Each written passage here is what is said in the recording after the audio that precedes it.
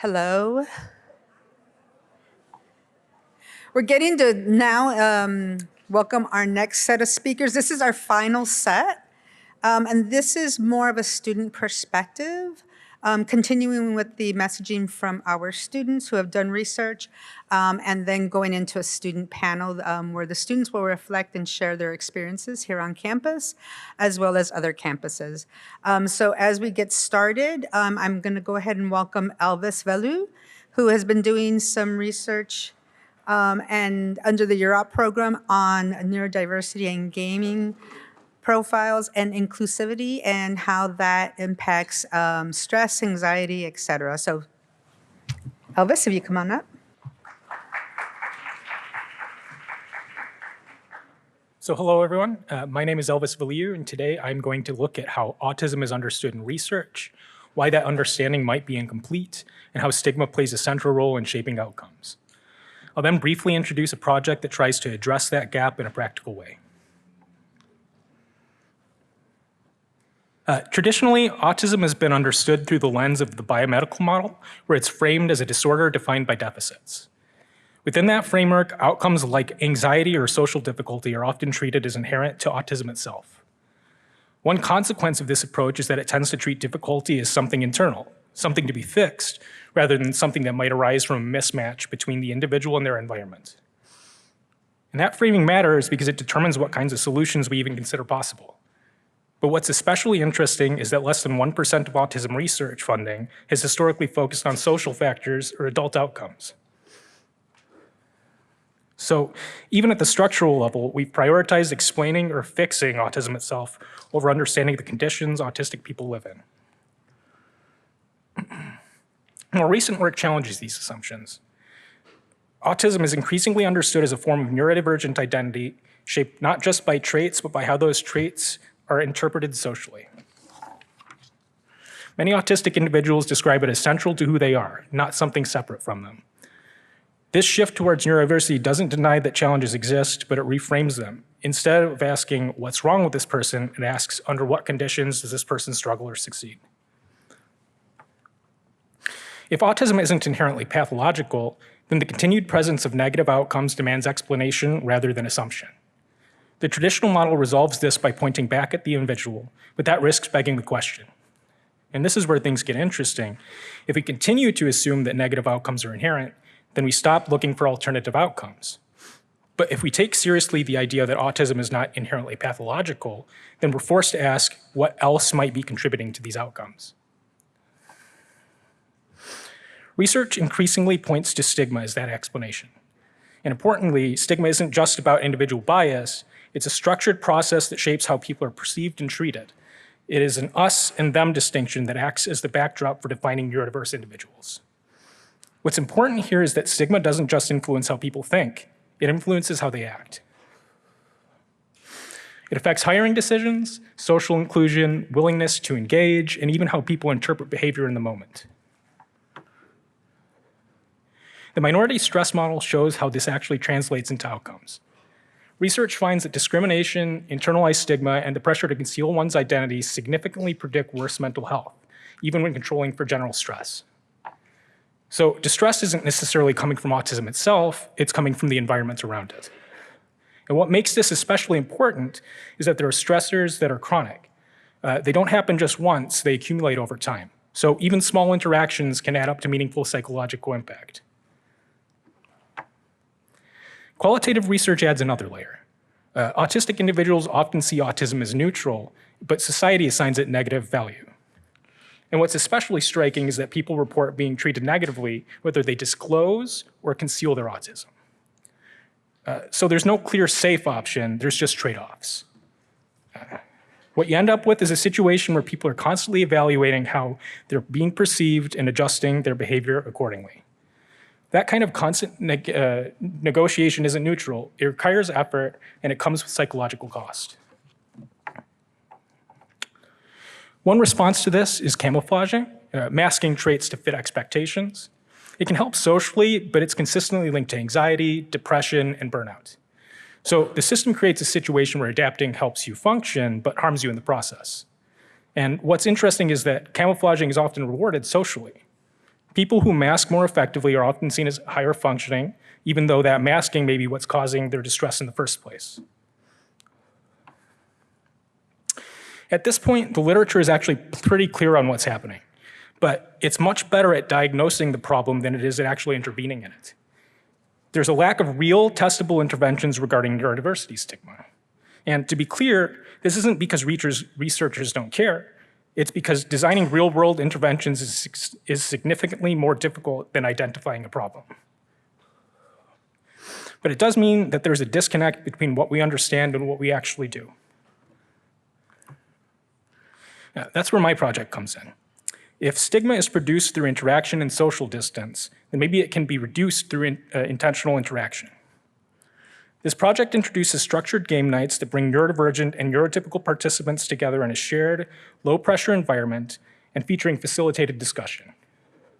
The intervention is based on Dr. Sivasantharam's work, which emphasizes guided interaction and structured reflection, and is also influenced by Harrison's gaming-based esports approach, which suggests that game can also work to teach soft skills.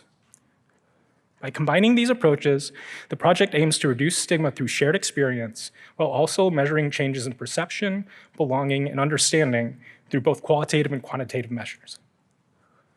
Currently, the project has shown promising early results, particularly in reducing reported levels of loneliness among participants. However, there are still several limitations, including the need for volunteers, ensuring that participants complete surveys in a way that allow us to meaningfully connect pre- and post-responses without identifying them, and controlling for potential bias. With that said, I don't know how to quantify joy, but I know I've seen it in the people that I've played games with. I've watched participants exchange contact information and make concrete plans in the moment to meet again. So the takeaway is this. For very little cost, you can create something like this, and at minimum, it becomes a much-needed space for neurodiverse individuals to connect, talk, and play. If loneliness is one of the central consequences of stigma, which this project specifically aims to address, then there is a reason to believe that real engagement with others can meaningfully reduce it. So overall, the key idea is this. Autism itself may not be the source of harm. Stigma is. And if stigma is produced socially, then it may also be reduced socially. It just takes a collective effort from all stakeholders to figure out the way forward. Thank you.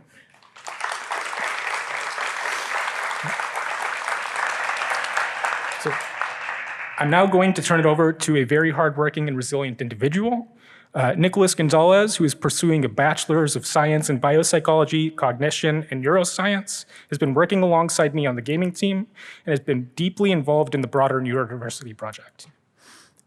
In fact, he is one of 3 students leading the effort to bring a chapter of the Neurodiversity Alliance to the University of Michigan, which, by the way, is now accepting members. So without further ado, please join me in welcoming Nico to the stage.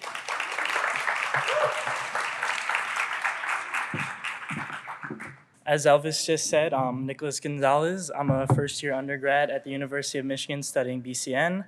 And before I get into my research, I want to just talk about who I am on campus as a neurodivergent student. So I've been diagnosed with autism, ADHD, and generalized anxiety disorder since 2nd grade. So just dealing with those struggles throughout my entire life has motivated me to become a pre-med student, and specifically I want to become a psychiatrist. So on campus, I've spent a lot of the year engaged with the Health Science Scholars Program, where I learn from healthcare professionals and engage in clinical shadowing experiences. So some of the other stuff I've been doing on campus involves my volunteer work with the Global Health Alliance, where we create educational materials for Cambodian students and tutoring for elderly Chinese folks, and the dance marathon, where I do rehab-related volunteering. I'm also involved with club sports, where I'm a black belt in Taekwondo, so that's just some of the fun that I have around the university. When I first joined the Neurodiversity Project, my kind of background with the medical models made me view neurodiversity and neurodivergence as this illness or condition to be cured. So I was initially looking at everything from this like clinical perspective and like kind of looking through the research, trying to find like what are the available treatments and cures and basically what can I do to get rid of neurodiversity and neurodivergence, like, or mitigate the symptoms. But after reading through a lot of the research and just perspectives from other neurodivergent individuals, I kind of realized I was looking at everything the wrong way. That a lot of neurodivergence isn't just something to be removed or avoided, but is like a strength or just like a difference and not like a disability or anything of that sort. So now what I focus on is just supporting neurodivergent initiatives and volunteering, advocacy, and some of that includes what I've done through the research project. So as a member of the technology team, I've spent a bunch of time doing research on the relationship between neurodivergent identities and gaming. And as a neurodivergent gamer myself, it's been very engaging and exciting to kind of just look into like, wow, there's a lot of official research into this kind of niche topic. So in the fall semester, like Elvis said, I was helping him out with his Game On.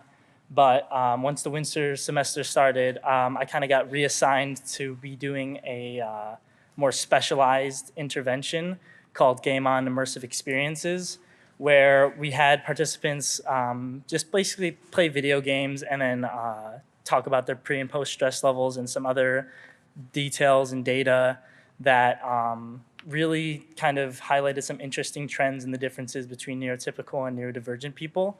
So I'll go more into depth on that during my poster session later on. And like Elvis said, we're also launching a club chapter of the Neurodiversity Alliance. So that's been